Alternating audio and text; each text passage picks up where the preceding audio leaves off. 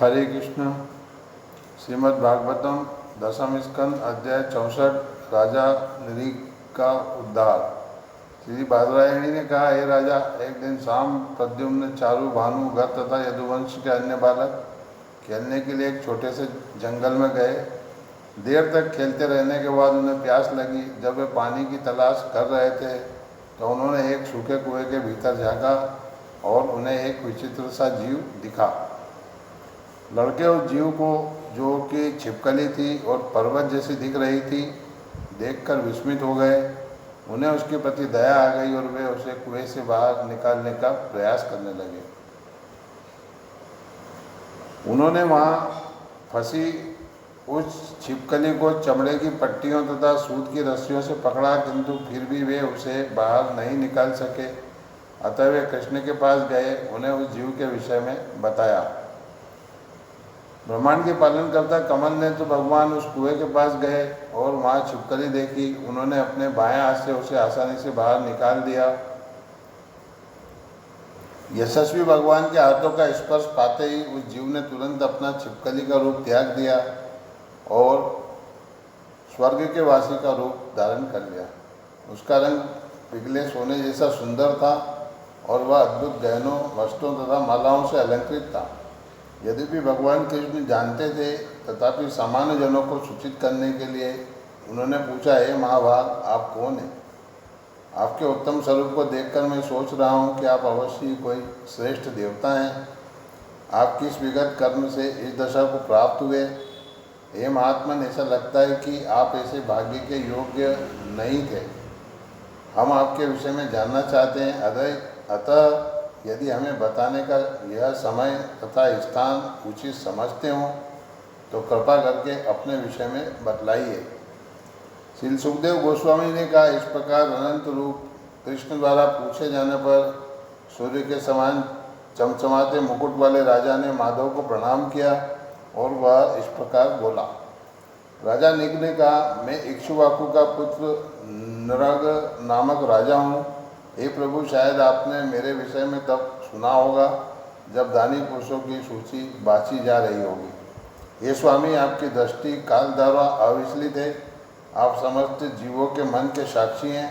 निस्संदेह आपसे अज्ञात है ही क्या, तो भी आपकी आज्ञा पाकर मैं कहूँगा। मैंने दान में उतनी ही गौवें दी जितने पृथ्वी पर बालू के कण हैं, आकाश में तारे हैं या वर्षा की बूंदें होती हैं। मैंने बछड़ों सहित गौवें दान में दी। वे जवान, भूरी, दूध देने वाली, सुंदर तथा अच्छे गुणों से संपन्न थी, जिन्हें ईमानदारी से अर्जित किया गया था तथा जिनके सिंग सोने से, खुर चांदी से मढ़े थे, जो सुंदर वस्तुएं एवं मालाओं से अलंकृत थी। सर्वप्रथम मैंने दान प्राप्त करने वाले ब्राह्मणों को उत्तम आभूषणों से अलंकृत करके सम्मानित किया। वे अति सम्मानित ब्राह्मण, जिनके परिवार कष्ट में थे, युवक थे तथा उत्तम चरित्र और गुणों से युक्त थे। वे सत्यनिष्ठ, तपस्या के लिए विख्यात, वैदिक शास्त्रों में पारंगत तथा आचरण में साधुवत थे।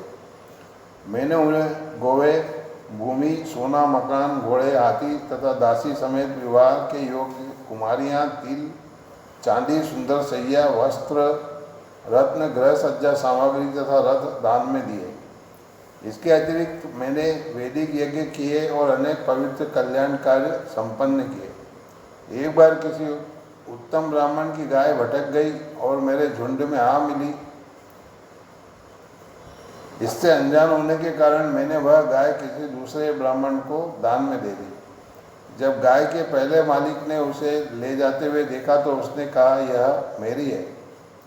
दूसरे ब्राह्मण ने, जिसने उसे दान के रूप में स्वीकार किया था, उत्तर दिया, नहीं, यह तो मेरी है, इसे नृग ने मुझे दिया था। दोनों ब्राह्मण झगड़ते और अपने प्रयोजन की पुरजोर कोशिश करते हुए मेरे पास आए। उनमें से एक ने कहा, आपने यह गाय मुझे दी, तथा दूसरे ने कहा, किंतु तुमने उसे मुझसे चुराया था। यह सुनकर मैं भ्रमित हो गया। इस स्थिति में अपने कर्तव्य के घोर संकट संकट में पाकर मैंने दोनों ब्राह्मणों से अनुनय विनय की, मैं इस गाय के बदले 1,00,000 उत्तम गोवे दूंगा, कृपा करके उसे मुझे वापस कर दीजिए। आप अपने दास मुझ पर कृपालु हो, मैं जो कर रहा था उससे अनजान था, मुझे इस कठिन स्थिति से बचा ले, अन्यथा मैं निश्चित रूप से मलिन नरक में गिरूंगा। गाय के इस मालिक ने कहा, हे राजन, मैं इस गाय के बदले में कुछ भी नहीं चाहता, और वह चला गया। दूसरे ब्राह्मण ने घोषित किया, मैं 10,000 अधिक गोवे जितना तुम दे रहे हो उससे अधिक नहीं चाहता, और वह भी चला गया।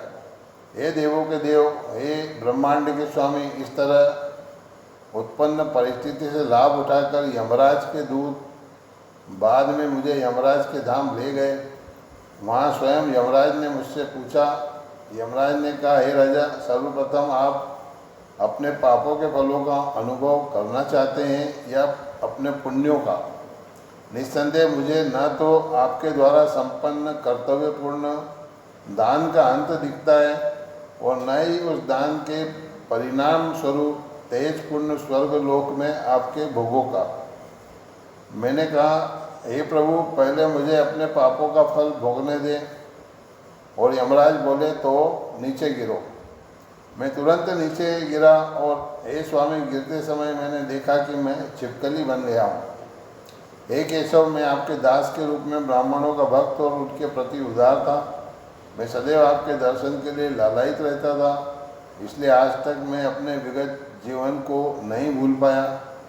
हे विभु, मैं आपको अपने समक्ष कैसे देख पा रहा हूँ? आप तो परमात्मा हैं, जिस पर बड़े से बड़े योगेश्वर केवल वेद रूपी दिव्य आँख के द्वारा अपने शुद्ध हृदयों के भीतर ध्यान लगा सकते हैं। तो हे दिव्य प्रभु, आप किस तरह मुझे प्रत्यक्ष दिख रहे हैं? क्योंकि मेरी बुद्धि भौतिक जीवन के कठिन कष्टों से अंधी हो चुकी है। जिसने इस जगत के भवबंधनों को समाप्त कर दिया है, वही आपको देख सकता है।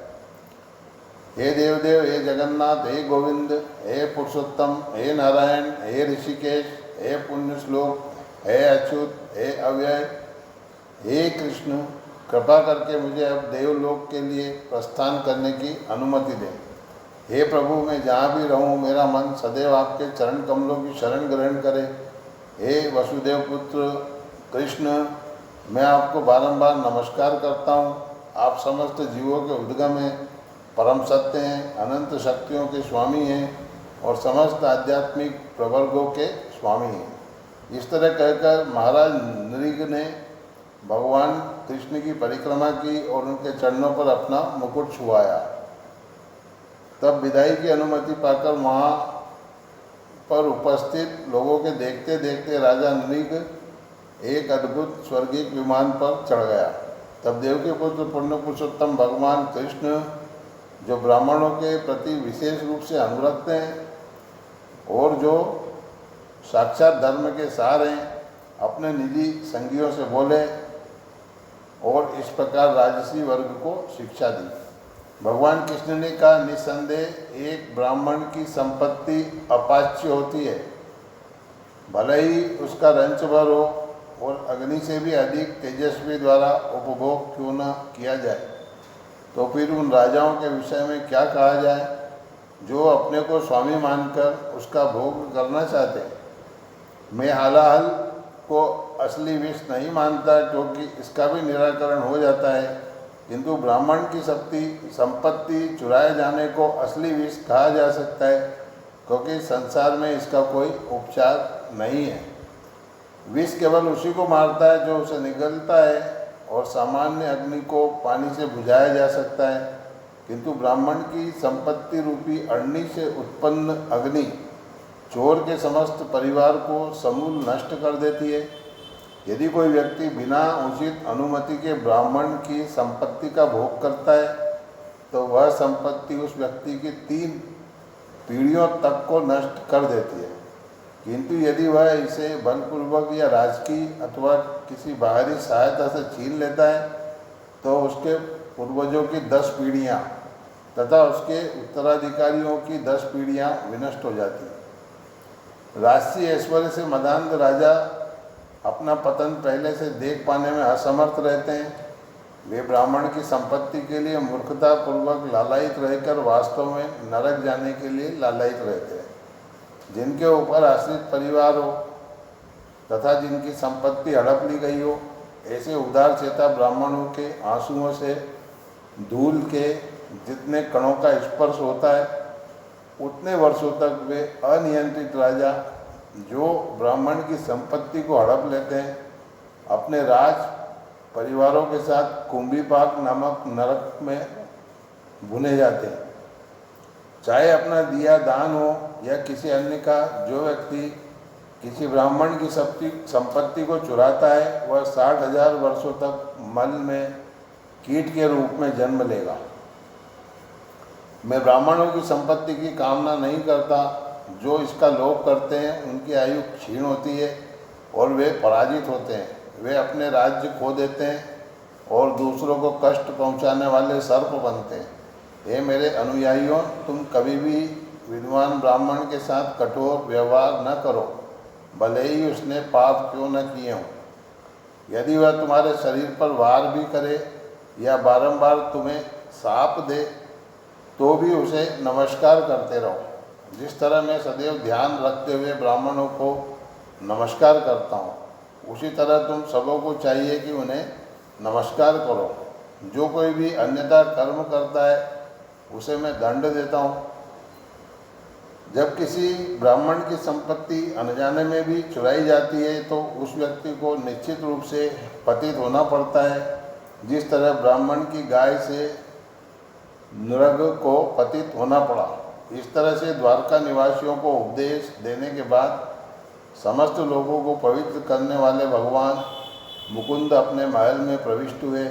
इस प्रकार श्रीमद् भागवतम 10वें स्कंद अध्याय 64 राजा नृग का उद्धार नामक अध्याय के भक्ति वेदांत श्लोकार्थ पूर्ण हुए। हरे कृष्ण कृष्ण कृष्ण हरे हरे, हरे राम राम राम हरे हरे, हरे कृष्ण।